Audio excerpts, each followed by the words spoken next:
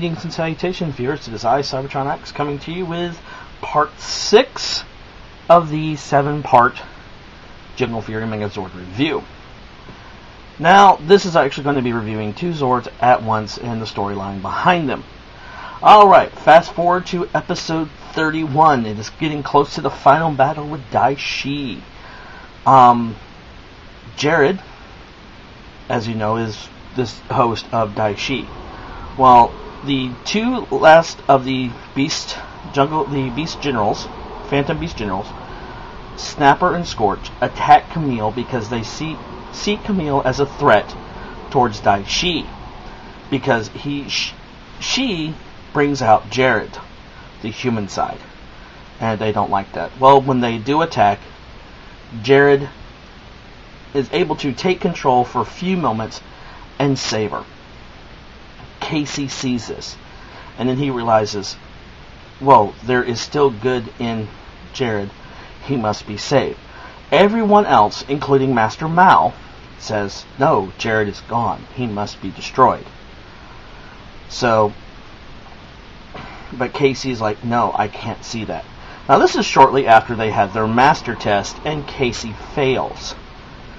Everybody else is glad that they're masters in that and happy, but Casey isn't understanding why he didn't make it.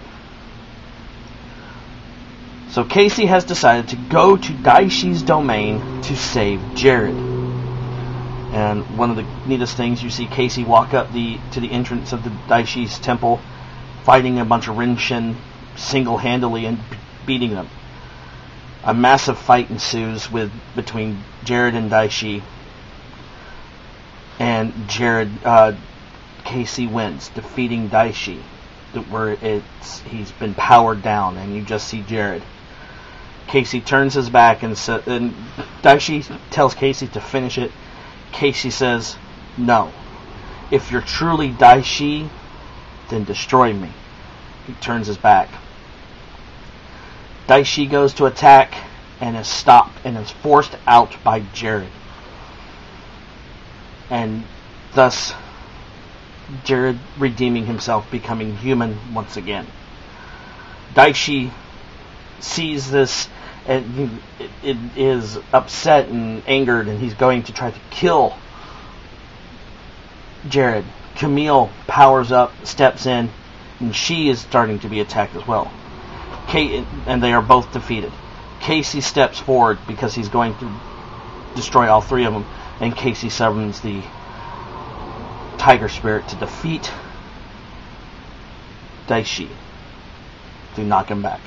As they escape, they are met up with the other Rangers, and a battle ensues because it is then Scorch and Snapper to attack. The Camille and Jared power up into their armored forms, as you call it. Jared and Casey fight Scorch, while the rest fight and defeat Snapper. Casey and Jared both defeat Snapper, not before he is powered up by Daishi to become large. And in doing so, the Rangers call forth their Jungle Spirit Zords, and 2 new Zords emerge. This is the only time you see him in this episode.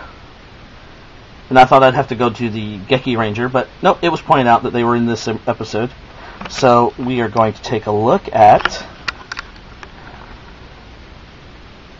the Lion Spirit Zord and the Chameleon Zord. Let's go with the Chameleon Zord first, because it's the smallest. And that, no articulation except for a handle. And it is got a spring-loaded missile, which is pretty cool. Detail is really nice. I do like how the molding of this forms the tail. Great detailing in the head and the legs and everything. It's really nice detail for just the smallest Zord I've ever seen. Set that aside. Now let's look at the Lion. The Lion is I think one of the best out of the lot. He has his long sword tail, this mane that flows back, which is really nice. articulated legs and paws, but that's mainly for articulation, for transformation, and the mouth does open and close. Now, when they do combine, I'll just put that right there because I think it's pretty funny. When they do combine to the Megazord, they also combined with the Rhino and the Wolf Zord, but since I don't have the Rhino Zord, I can't show the full transformation. But I can show you the transformation with this. So let's, and it's all upper body, so we'll go upper body. First, to combine the Chameleon Zord. Done. Lion Zord, let's pop the head off first. Alright. And that pegs in like so. It's really tight to get in there. I mean, I spent a good chunk trying to get in there without breaking it, because this thing, I mean, it does look like it wants to break on me.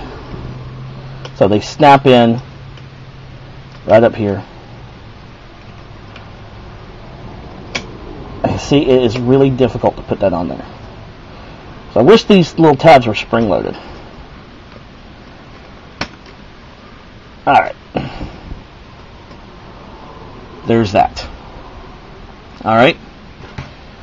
The rest of the lion body, go ahead and pull this tab off, and that becomes the sword. The body splits. This piece folds down. Oops, the legs fold down. And these are spinned out to form blades. And they pop up here. This side, you fold the legs down, rotate the paws, push forward, and attach. And there you have it. The combined form. With the Lion Zord and the Chameleon Zord. Which is, you know, I'd say is really nice. And for the first time in this series, the Jungle Pride Megazord gets a sword. And it's pretty neat when you see his attack. The whole Zord will spin, and it is awesome. So yes, this is the final form. Actually gives it some width. And really nice. I really like how this looks. Has a Voltron-esque look to it. So yeah. And that is the combined form of the last Zord in the collection. Now, overall, I give these Zords an A+. Let me go ahead and bring them all out for you. Because tomorrow is going to be pretty neat. So let me zoom out here.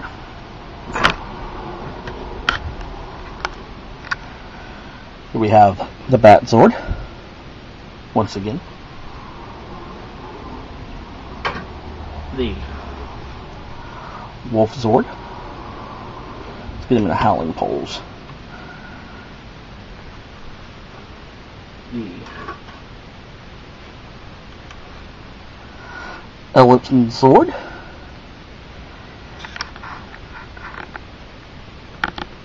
And last but not least, the Shark Zord. Now, altogether, this set is rather nice. My final thoughts on the complete set, go on and get it. It's on sale at Toys R Us. Find it. If you want to start collecting some Zords, this is a perfect start. I mean, you get the set, and you get your three main Zords, the Wolf Zord, the Shark Zord, the Elephant Zord, the Bat Zord, the Chameleon Zord, and the Lion Zord all together. And that is wonderful. It's a great addition to your collection. It's full of naked bacon. But tomorrow, I'm going to go with a bonus episode, which is the Part 7 bonus episode of what the Zord can do. That's pretty neat. And it involves the Jaguar, the Cheetah, and the Wolves. What does that do? Until tomorrow, this is Cybertron X. Thank you for watching and enjoy the bonus episode. Later.